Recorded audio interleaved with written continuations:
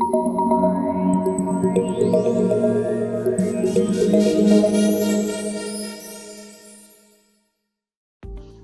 to Unacademy Sapiens. Well, greetings of the day. Myself, Dr. Ankit, a doctor by qualification and a biology lecturer by profession. I have completed my MBBS in year 2011, and since then, I have mentored many students to achieve their goals. I was in a reputed institute of Kota for last 7 years and have mentored many students to secure good rank in NEET and AIMS, like Harshit Anand, of course. I always think a doctor can better guide to future doctors. I also realized, especially during COVID lockdown, that scope of coaching is now beyond traditional teaching. So I have decided to teach and mentor students through online platform of Unacademy. So now it is time to introduce you with my student Harshit Anand. So welcome Harshit, how are you? Hello Ankit sir, I'm great. I'm very good out here. आप कैसे हैं? बिल्कुल बढ़िया. तो हर्षित, ये तो सब जानते ही हैं कि आपने एम्स में ऑल इंडिया रैंक 7 सिक्योर की और उसी टाइम आपने नीट में भी 15th रैंक सिक्योर की. तो ये बाबा बहुत बड़ा अचीवमेंट, लेकिन इस अचीवमेंट के पीछे एक बहुत बड़ी जर्नी भी है. तो मैं चाहूंगा कि वो जर्नी आप हमारे साथ शेयर करें ताकि उससे हमारे आने वाले स्टूडेंट्स को मोटिवेशन मिल सके, उनको एक राह मिल सके. तो आप बताइए कि आपने किस तरीके से, आप जब छोटे थे फिर आपके दिमाग में ये चीज आना स्टार्ट हुई कि मुझे डॉक्टर बनना है, फिर आपने उस ड्रीम को पूरा करने के लिए फिर कोशिशें स्टार्ट करी. थोड़ा सा हमारे साथ शेयर कीजिए. वेल फर्स्ट ऑफ ऑल मेरे दोनों मेरे पापा और मम्मी दोनों डॉक्टर हैं. तो बचपन से थोड़ा था inclination towards the doctor profession. मैंने देखा है कितना नोबल प्रोफेशन है and to treat another soul is the biggest thing you can do in life. तो that began a spark in me कि मुझे डॉक्टर बनना है. एंड उसके बाद मैंने थोड़ी उसके लिए पढ़ाई शुरू कर दी थी 9-10 में ही. लाइक बेसिक, एकदम बेसिक, लाइक थोड़ा सा एज लेने के लिए कि थोड़ा शुरू करें, थोड़ा देखेंगे इस लाइन में है क्या, लाइक इसके लिए मैं रेडी भी हूँ कि नहीं. And when I went through it I when I went through it and मैंने देखा कि या it's a very pretty easy thing and pretty like I have to work hard for it but possible है. And मैंने कुछ जैसे जैसे ये वीडियो है, मैंने अपने अपने सीनियर्स के भी वीडियोस देखे एंड दे मोटिवेटेड कि हाँ पॉसिबल है एंड वो कर सकता है तो मैं भी कर सकता हूँ. सो हाँ, उसके बाद मैंने शुरू किया अपना journey and I went through it and उसके बाद वो रैंक आई हुई. बहुत बढ़िया हर्षित, आपने वो चीज करके भी दिखाई. और एक और चीज मैं आपसे यहाँ पर जानना चाहूंगा कि इतना वास्ट सिलेबस है, इतने वास्ट सिलेबस के अंदर आपको कुछ तो कॉन्सेप्चुअल चीजें भी हैं जिन्हें समझना भी पड़ता है, एप्लीकेशंस भी हैं, फिर कुछ जगह पे आपको बहुत सारी चीजें एज इट इज याद भी करनी होती हैं, लंबे समय तक उनको मेमोराइज करके रखना होता है. और इसी बीच एक और सबसे बड़ी बात आती है कि जो रिसेंट टाइम में इंटरनेट डिस्ट्रैक्शंस जो स्टूडेंट्स को काफी परेशान करते हैं, काफी स्टूडेंट्स उससे डाइवर्ट भी हो जाते हैं. तो आप इसके बारे में क्या अपने विचार रखना चाहेंगे? फर्स्ट ऑफ ऑल जैसे लोग बोलते हैं कि बायो रटने का सब्जेक्ट है, फिजिक्स रटने का सब्जेक्ट नहीं है, केमिस्ट्री दोनों है. तो ये बात कहीं हद तक सच है. फिजिक्स को अगर आप रटने के लिए जाएंगे, फिजिक्स को आप रट के ट्राई करेंगे कि मैं सब सारे फॉर्मूलाज और सारे टाइप के क्वेश्चन रट के और मैं जाके एग्जाम में दे दूँ, तो हो सकता है आप 50 में से 10 क्वेश्चन कर लें आराम से, इजीली 10 बहुत जल्दी कर लें. बट वो 40 क्वेश्चन आप कभी नहीं कर पाएंगे बाकी. एंड वो 40 क्वेश्चन और फिजिक्स से ही बहुत ज़्यादा रैंक आती है. फिजिक्स अगर हाई स्कोरिंग होगी आपकी तो रैंक आ पाएगी. बायो में आप सब कुछ नहीं समझ सकते. कुछ चीज़ें होती है जो रटनी ही रटनी होती है और कुछ चीज़ें होती है जो आपको समझनी भी पड़ती है कि हाँ जैसे सब चीज़ भी रट नहीं सकते. केमिस्ट्री में दोनों चीज़ें होती हैं. तो उसके लिए आपको पहले से समझना पड़ेगा. आप लर्न करने से पहले किसी सब्जेक्ट को आप समझिए कि आपको सब्जेक्ट को अप्रोच कैसे करना है.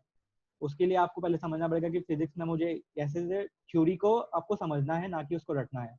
बायो में आपको रटना पड़ेगा. तो आपको उसके लिए एक रिवीजन, जो आपने मुझे बताया था अपने मेरे टाइम में, कि revision is the most important part in bio. कोई भी चीज को तुम अगर रिवाइज को लर्न कर रहे हो तो उसको एक हफ्ते 2 हफ्ते बाद वापस रिवाइज करो, तभी वो चीज याद रहेगी. वरना तुम पढ़ोगे तो it's next to zero, because after 1 or 2 weeks you will forget everything and उसका कोई काम नहीं आएगा वो. And this is the approach you should have, कि पहले डिसाइड कर लो कि तुम्हें कैसे अप्रोच करना सब्जेक्ट को. उसके बाद तुम उसको वैसे अप्रोच करोगे तो तुम उसको याद भी रख पाओगे एंड उसको क्वेश्चन भी उसके सॉल्व कर पाओगे. Coming to the internet distraction part, it's a very close subject. It's a very close subject for me. Because लोग जैसे जनरली 11-12 में जाते हैं तो दे थिंक कि internet is the biggest distraction out there, and वो छोड़ देते हैं internet, they switch on to a phone which has no internet or something else. But for me, I changed my phone, I upgraded my phone to a smartphone after coming to 11, and that was the biggest turning point for me, because मैं वो phone को अपने बहुत benefit में use करता था. I used to stay connected with my teachers, I used to solve questions, I used to search for things. I could do a very huge amount of things to my phone, and जो मैं नहीं कर पाता अगर मेरे पास internet नहीं होता. But हाँ, अगर आप इंटरनेट के थ्रू डाइवर्ट हो जाते हैं किसी गेमिंग में या फिर किसी सोशल मीडिया में, किसी और भी चीज़ों में, तो वो आपको अपने आप को सेल्फ मोटिवेट रखना पड़ेगा. आपके पास अपनी सेल्फ वो विल होनी चाहिए कि आप मोटिवेटेड हैं, आपको अपना गोल पता होना चाहिए. लास्ट में आपको ये नहीं, एक दिन से खुश नहीं होना चाहिए, एक दिन से दुखी नहीं होना चाहिए कि आगे मेरा क्या होगा.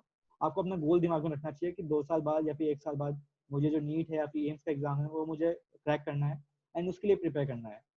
ना वो एक टेस्ट से कुछ बिगड़ जाता है, ना एक टेस्ट से वो एक वही माइनर टेस्ट या जो भी मेजर टेस्ट होते हैं जो आते रहते हैं, लोग देते रहते हैं पीपल, उससे चेंज नहीं होगा, नीट से ही चेंज होगा लास्ट में.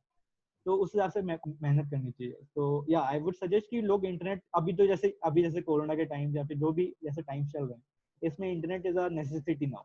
It is not a luxury, it's a necessity now, and all the classes अब आजकल ऑनलाइन ही हो रही है.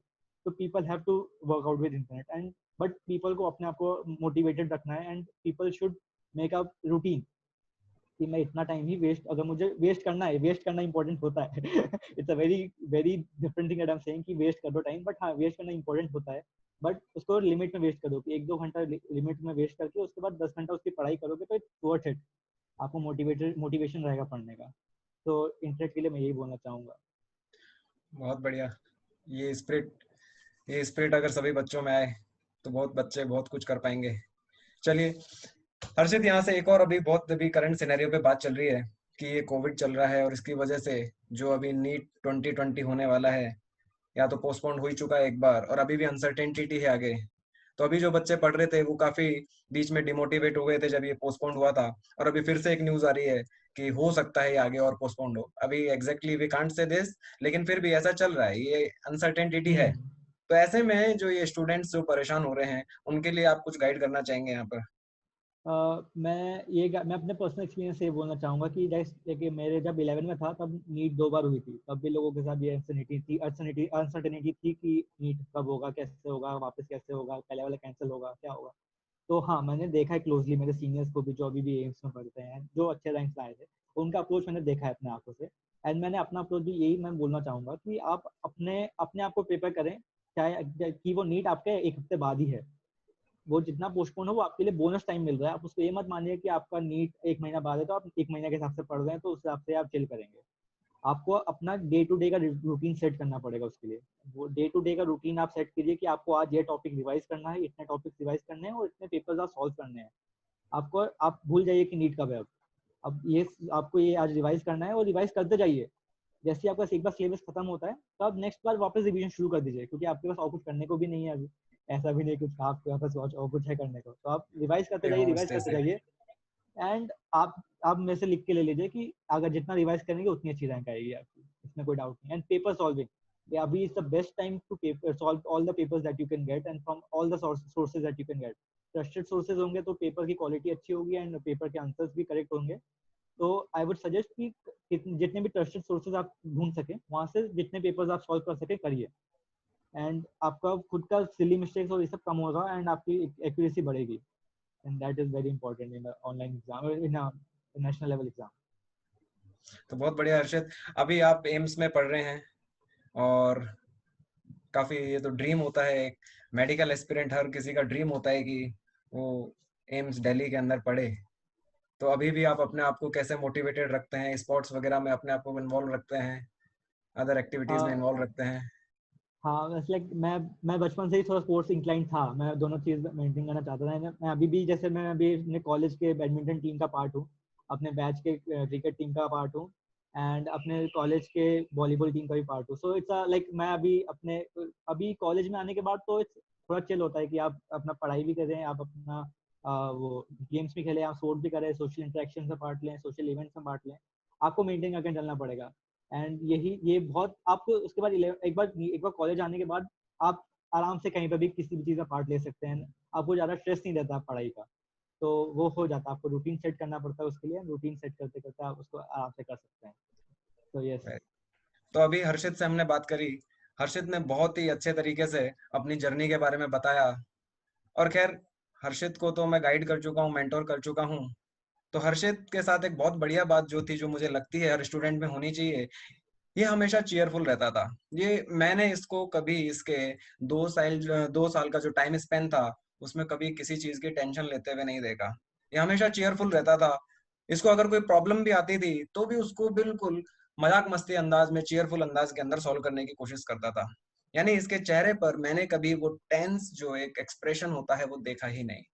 तो ये एक बहुत इंपॉर्टेंट चीज है किसी भी स्टूडेंट के लिए, कि be cheerful always, be happy always. अपनी छोटी छोटी सी जो खुशियां हैं उनको जोड़ने की कोशिश करो। अब आपके लिए, आप स्टूडेंट हैं, आप एक नीट एस्पिरेंट है, तो आपके लिए छोटी छोटी खुशियां क्या हैं? अगर आप एक फिजिक्स का क्वेश्चन सॉल्व कर रहे हैं जो आपको लगता है यार ये तो बहुत टफ है, आप एक बायोलॉजी का क्वेश्चन कर रहे हैं कि ये तो मुझसे नहीं होगा, और सपोज आप उस क्वेश्चन को करते हैं और थोड़ा सा फोकस होकर उस क्वेश्चन का आंसर निकाल लेते हैं और वो सही होता है, तो वो एक छोटी सी खुशी है। और उस छोटी सी खुशी को जोड़ जोड़ कर आप एक बड़ी खुशी में कैसे कब कन्वर्ट कर जाते हैं आपको खुद को पता नहीं चलता। तो सबसे पहली चीज तो हमेशा खुश रहना जरूरी है। हमेशा प्लानिंग करना जरूरी है, टेंशन करना जरूरी नहीं है। आपको प्लानिंग करनी होगी, आप हमेशा पॉजिटिव वे में प्लानिंग करें। हर्षित की ये सबसे इंपॉर्टेंट और खास बात थी, जो हर्षित तो नहीं बोल पाया लेकिन मैंने तो इसमें ऑब्जर्व किया ही है। मैंने तो इसको बहुत करीब से ऑब्जर्व किया है कि ये हमेशा बातें करता था पॉजिटिव वे में। तो वो पॉजिटिव वे होना जरूरी है। दूसरा, शेड्यूलिंग। आप अगर अपने अपने सिलेबस को अगर प्लान्ड वे में स्केड्यूल करते हैं और उसके बाद टाइम टेबल बनाकर पढ़ते हैं, अपना एनालिसिस करते हैं कि कौन सा चैप्टर मेरा वीक है, कौन सा मेरा स्ट्रांग है, तो पढ़ना तो सभी को है, रिवीजन तो टाइम टू टाइम सबका करना है। लेकिन सपोज आपके पास सेल्फ एनालिसिस है कि ये चैप्टर मेरा वीक है, ये मेरा चैप्टर स्ट्रांग है, तो जब आप रिवीजन करेंगे तो वीक चैप्टर को थोड़ा ज्यादा टाइम दें, टाइम डिवीजन। और जो आपका स्ट्रॉन्गर चैप्टर है उसको आप थोड़ा कम समय दें। तो इस तरह से आप अपनी वीकनेस को ओवरकम करते जाएं और सभी को बराबर लेवल पर लेकर आए। क्योंकि आपके पास जो स्टडी आवर्स हैं पर डे में वो तो फिक्स है। अभी आपको कोई चैप्टर बहुत अच्छे से आता है और सपोज आप उसको रिवीजन करने बैठे और उसके लिए आपने 3 आवर्स लगा दिए, जबकि वो चीज आपको अच्छे से आती है, सब कुछ है, तो फिर आप उसको एक बार ब्रीफ रिव्यू की तरह देखें और जो टाइम बचा है उसको उस चैप्टर्स के लिए दें जो आपके वीक है। तो इसलिए ये जो प्लानिंग और मैनेजमेंट है ये बहुत इंपॉर्टेंट चीज होती है इस पढ़ाई के लिए। देखिए 11th 12th है, फिजिक्स केमिस्ट्री बायोलॉजी है, बहुत सारे टॉपिक्स हैं, इतने सारे सब्जेक्ट्स और उनके जो है सब टॉपिक्स। तो अब इतना वास्ट सिलेबस है, उसको आप कैसे मैनेज करेंगे? उसको आप रैंडमली मैनेज कर सकते हैं क्या? कभी कोई सा चैप्टर उठा के पढ़ लिया, वो आधा पूरा हुआ, कभी कोई सा चैप्टर उठा के पढ़ लिया, कभी इसके आधे क्वेश्चन कर लिए, इसके 10 कर लिए, इसके 20 कर लिए। ऐसा नहीं होता। आपको क्या है, मैनेज्ड वे में पढ़ना होगा, टाइम टेबल बनाकर पढ़ना होगा, सेल्फ एनालिसिस करके पढ़ना होगा।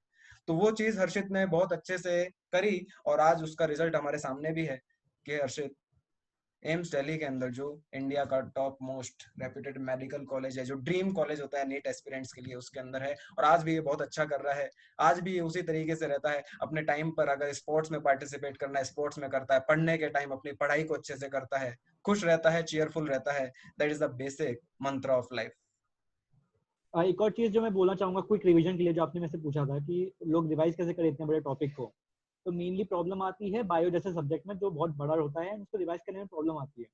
एंड जो मैंने खुद किया था, मैं अपने फर्स्ट टाइम बता सकता हूँ कि आप क्या करें कि आप छोटे छोटे नोट, छोटे छोटे कॉपीज में आप नोट्स बनाएं।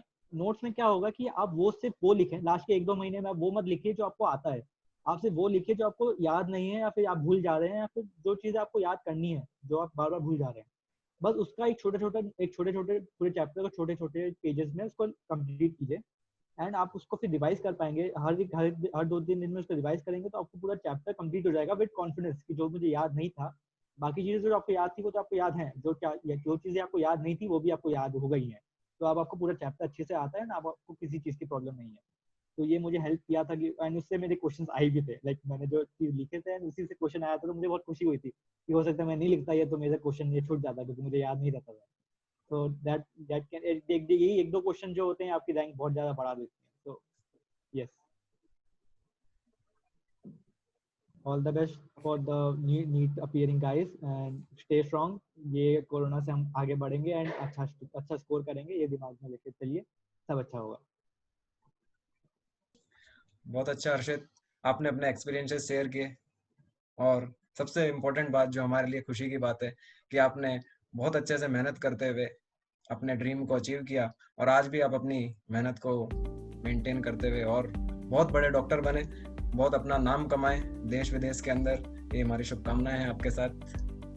तो देखिए डियर स्टूडेंट्स, बहुत जल्दी मैं अनअकैडमी प्लेटफॉर्म पे लाइव प्लस पे क्लासेस लेने वाला हूँ और इसी बीच एक स्पेशल फ्री क्लास जो आज रात को 9 बजे होने वाली है, जिसका लिंक आपको डिस्क्रिप्शन बॉक्स में भी मिल जाएगा।